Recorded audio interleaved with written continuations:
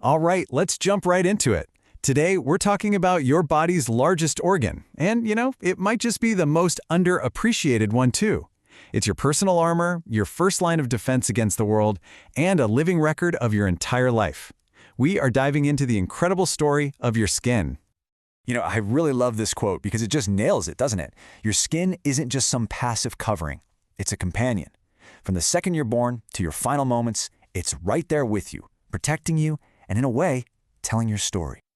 And that's the real question we're tackling today, right? How does this amazing living armor adapt and mature and, even age right along with us? We're going to trace its whole life story from the very beginning to the very end. Okay, so before we get into how our skin changes, let's really understand the stakes. We need to get a handle on just how much our skin is doing for us every single second of every single day. I mean, just look at this list. Think of it as your skin's job description. It's a physical shield, stopping bumps and germs in their tracks. It's a chemical barrier. It acts like a built-in thermostat, helping you cool down or warm up. It even helps get rid of waste when you sweat, and this is incredible. It literally makes vitamin D from sunlight. And of course, it's how we feel the world around us. It's a pretty busy organ. So, to really get the life story of our skin, you gotta know the basic layout. It's mainly built from two very different layers, and each one has a totally different job to do. First up, you've got the epidermis. This is the part you actually see and touch. Think of it like the shingles on the roof of a house. It's tough, it's protective. Now here's the crazy part. It's avascular. What does that even mean? It means it has no blood vessels of its own. It gets all its food and oxygen from the layer right underneath it. And this is where you can see just how dynamic your skin is. It's a constant cycle of renewal. It all kicks off in the deepest layer, where new cells are born. They get pushed up, they flatten out, and they fill up with this tough protein called keratin. Then they die, and eventually become that outermost layer that just flakes off. In fact, you shed about 30 to 40,000 of these dead cells every single minute. Isn't that wild? That adds up to almost 9 pounds of skin a year. And right underneath that constantly shedding shield, that's where you find the dermis. This is the command center. If the epidermis is the roof, this is the rest of the house. It's packed with everything that makes skin a living, breathing organ. Blood vessels, nerve endings, glands, the whole shebang. So, to boil it all down, it's pretty simple. You've got the epidermis, that's your tough, non-living shield on the outside, and then you have the dermis, the living, flexible factory underneath it all, packed with collagen for strength, elastic fibers for stretch, and all the blood vessels to keep the operation running.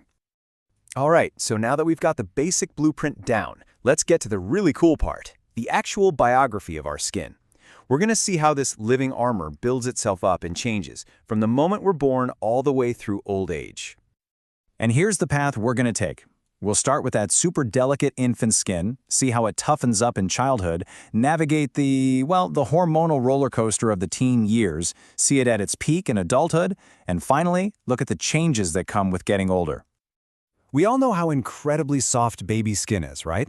Well, part of the reason is that it's just packed with more water. But here's the twist. It also loses that water way faster than an adult's does. That protective barrier just isn't fully cooked yet, which makes it super sensitive and delicate during that first year of life. Okay, so as we move into childhood, that skin barrier starts to, grow up a bit. It gets tougher, less watery for sure, but think of it like it's still in training. It's just more easily irritated by things like dust or weird chemicals than a fully grown-up adult skin would be. And then, puberty hits. The main character of this chapter is a little thing called sebum. It's this oily stuff your skin makes to stay lubricated. But during the teenage years, hormones go wild and kick those glands into overdrive. And that sudden flood of oil is exactly what leads to those, all too familiar acne breakouts.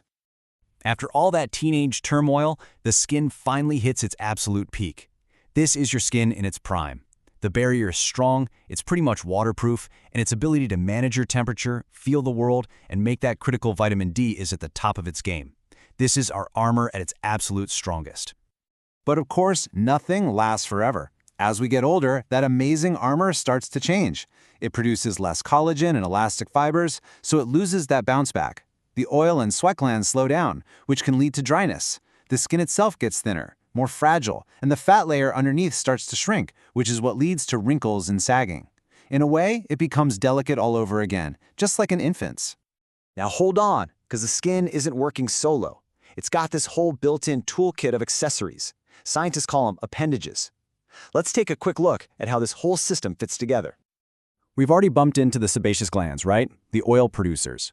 And here's a little bit of trivia for you. You have them everywhere on your body except the palms of your hands and the soles of your feet. Then you have your sweat glands. There are two types. The eccrine glands are all over for cooling you down, while the apocrine glands are in specific spots, and they don't really get going until puberty. All right, you know when you get goosebumps? Well, this is what's actually happening. There's this tiny little muscle, the erector pili, attached to every single hair. When you get cold, or maybe a little scared, it clenches up, pulls the hair straight, and that's what makes that little bump on your skin. It's a pretty cool piece of leftover evolutionary machinery. And the hair itself, it's not just growing all the time. It actually has its own life cycle, in 3 stages. There's the anagen phase, that's active growth. Then a super short transition stage called catagen. And finally, the telogen phase, where it just rests for a bit before the whole cycle starts over again with a new hair. So, we've looked at the what, the how, and the when of our skin. Which brings us to the big so what? What do we do with all this information?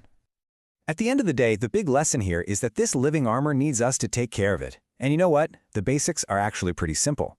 Good food and plenty of water give it the building blocks it needs. And maybe the most important thing of all is protecting it from the sun, which helps keep it strong and functional for as long as possible. Ultimately, every mark on your skin, a freckle, a scar, a wrinkle, it's a chapter in your life story. This organ has been with you through thick and thin, literally.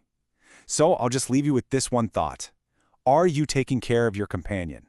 Are you giving your armor the kind of care it really deserves?